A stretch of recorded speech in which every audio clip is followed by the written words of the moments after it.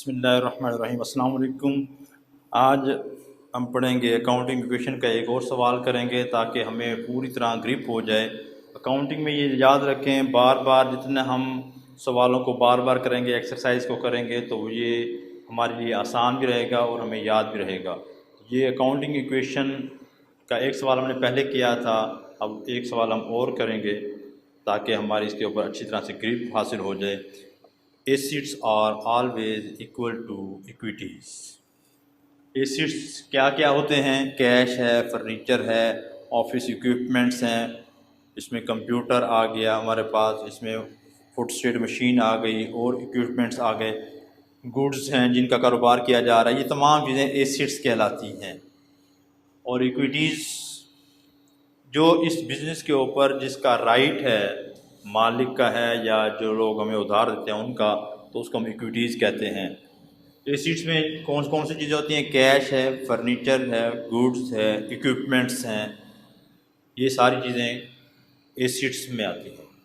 और इक्विटीज़ में लायबिलिटी और ऑनर इक्विटी, यानी कैपिटल, जिस बंदे ने माल पैसा इन्वेस्ट किया हुआ है, सरमाया, उसे हम कैपिटल कहते हैं। और जिन लोगों से हम उधार पर चीज़ें लेते हैं वो हमारे लायबिलिटीज़ कहलाती हैं। Started business mister Jamal started business with cash rupees 50,000। Jamal साहब ने कारोबार शुरू किया है 50,000 से, तो कैश 50,000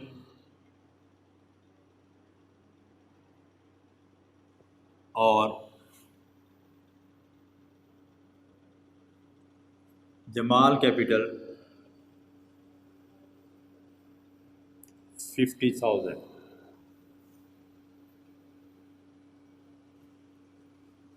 कारोबार में जो कैश है इसके ऊपर जमाल साहब का राइट है। Purchase equipment for cash 7,000। Office को इक्विपमेंट परचेज की गई हैं, कंप्यूटर लिया गया है या कोई और इक्विपमेंट ली गई हैं। ऑफिस इक्विपमेंट 7,000 की परचेज़ की हैं कैश पर, तो कैश में से हम 7,000 लेस कर देंगे और ये भी हमारी एसिड की एक शक्ल है, ऑफिस इक्विपमेंट।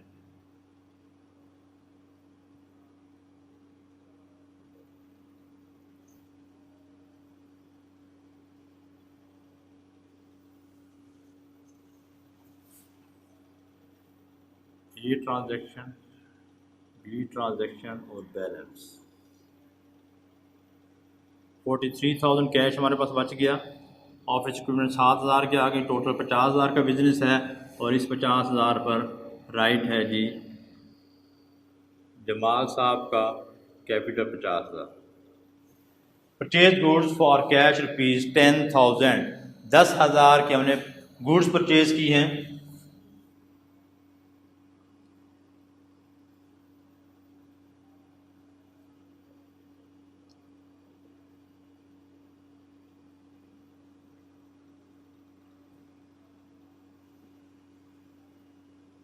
गुड्स का इजाफा हुआ फॉर कैश, यानी कैश हमारे पास से लेस हो जाएगा, कैश में कमी वाक़या हो गई 10,000 की और गुड्स में इजाफा हो गया।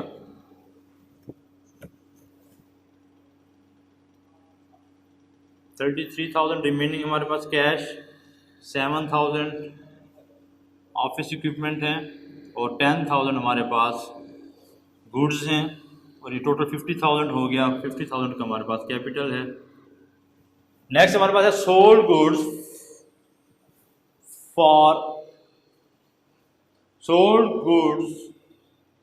टू फहद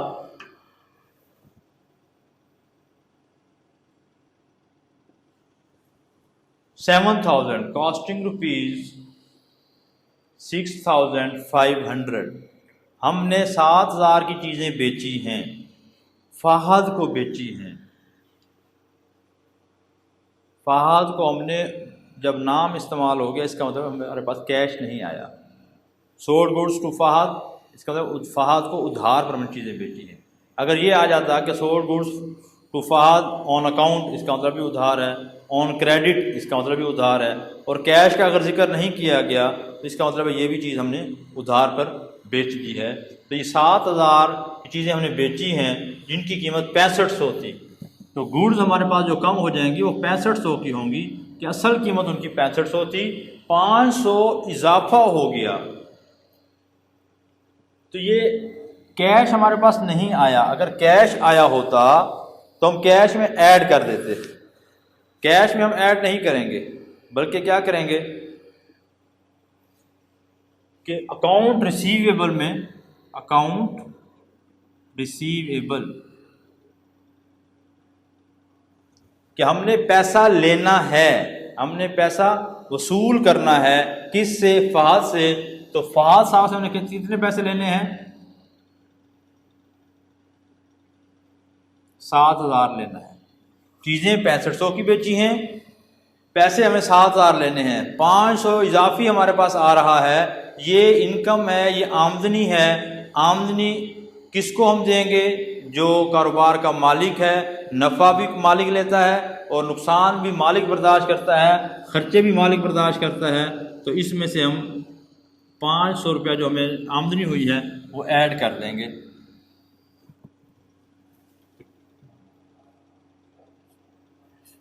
बैलेंस हमारे पास क्या रहा? कैश पे कोई फ़र्क नहीं पड़ा। 7,000 के ऑफिस इक्विपमेंट्स हैं। गुड्स हमारे पास 3500 की बाकी बच गई,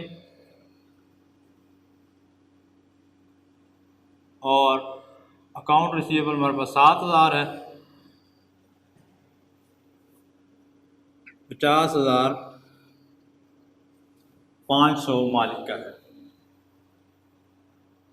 ये हम याद रखें हमेशा कि जब चीज़ें हम किसी का नाम आ जाए कि फ़लाँ आदमी को चीज़ बेची जा रही है, इसका मतलब है हम उधार पर बेच रहे हैं, और कैश का कोई जिक्र ना हो तो उधार पर बेचे जा रहे हैं। अब हमने 7,000 किससे लेना है? अकाउंट रिसीवेबल है, ये फा साहब से हमने वसूल करने हैं। Purchase goods from Amjad ₹8,000। अब यहाँ पर यह नहीं बताया गया कि कैश पर है या उधार पर है। अमजद साहब का नाम आ गया तो इससे हमें मालूम हुआ कि हमने चीज़ें उधार पर ली हैं और 8,000 की हमने चीज़ें ली हैं। तो 8,000 की गुड्स हमारे पास ऐड हो जाएंगी जब, और अमजद साहब को हमने 8,000 पे करना है। कैश हमने अभी नहीं दिया, उधार पर हमने चीज़ें ली हैं।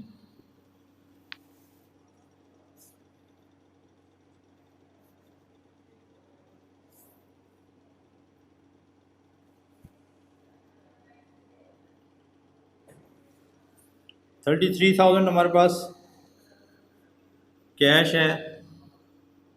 7,000 के हमारे पास इक्विपमेंट्स हैं। 11,500 की हमारे पास गुड्स हैं। 7,000 हमारे पास अमजद साहब से लेना है, ये सारे हमारे एसेट्स हैं। और 8,000 हमने पे करना है अमजद साहब को, ये फाज साहब से लेने हैं, अमजद साहब को पे करने हैं। और कैपिटल हमारे पास है 50,500।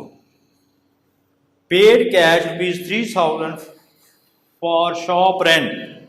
रेंट हमने पे किया है तो रेंट हमेशा मालिक पे करेगा, यानी एक्सपेंसेस, तनख्वाहें हों, किराया हो या और भी किसी किस्म का खर्च हो या नुकसान हो, वो हमेशा मालिक पे करता है। 3,000 हमारे पास से कैश चला गया, और ये खर्चे में से कैपिटल हमेशा मालिक पे करता है। जब आमदनी मालिक लेगा तो खर्चा भी मालिक ही बर्दाश्त करेगा। तो हमारे पास बैलेंस कैश का बचा 30,000,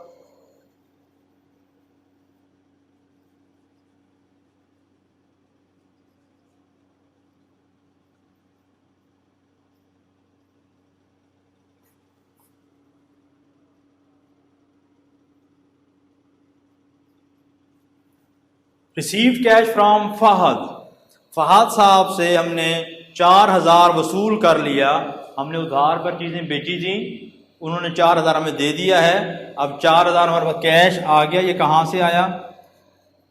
ये जिनसे हमने पैसे लेने थे, अब पहले 7,000 लेना था, 4,000 आ गया, तो बाकी यानी 7,000 पहले लेना था, अब हमने 4,000 आ गया, तो बाकी 3,000 हमारे पास बच गया जो हमने उनसे लेना है।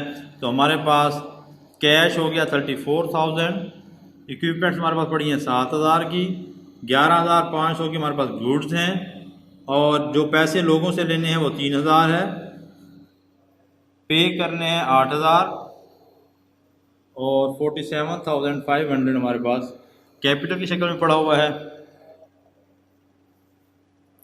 ये बैलेंस है।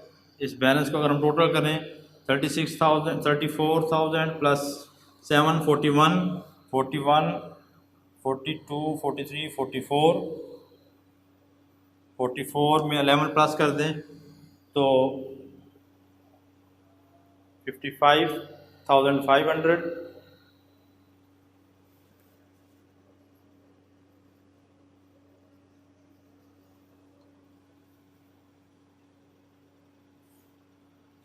ये भी 55,500 हमारे पास इक्विटीज़ हैं।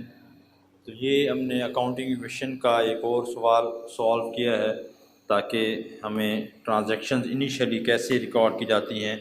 इसमें दो चीज़ें हमने ध्यान में रखनी हैं कि एसेट्स हमने एक साइड पर लिखने हैं, ये एसेट्स की शक्ल ही हैं, कैश है, ऑफिस इक्विपमेंट है, गुड्स है, अकाउंट रिसीवेबल्स हैं। एक्सपेंसेस कहते हैं कि जो अखराज जिन चीज़ों से हमने एक मरतबा बेनिफिट ले लिया फिर दोबारा हम उनसे बेनिफिट नहीं ले सकते, वो हमारे एक्सपेंसेस कहलाते हैं। उन एक्सपेंसेस को हम कैपिटल में से लेस करते हैं और अगर कोई मुनाफा हो, आमदनी हो तो वो हम कैपिटल में ऐड करते हैं। तो आइए आज हमने अकाउंटिंग इक्वेशन का दूसरा क्वेश्चन सॉल्व किया है। नेक्स्ट इंशाल्लाह एक और सवाल हम करेंगे। Thank you very much.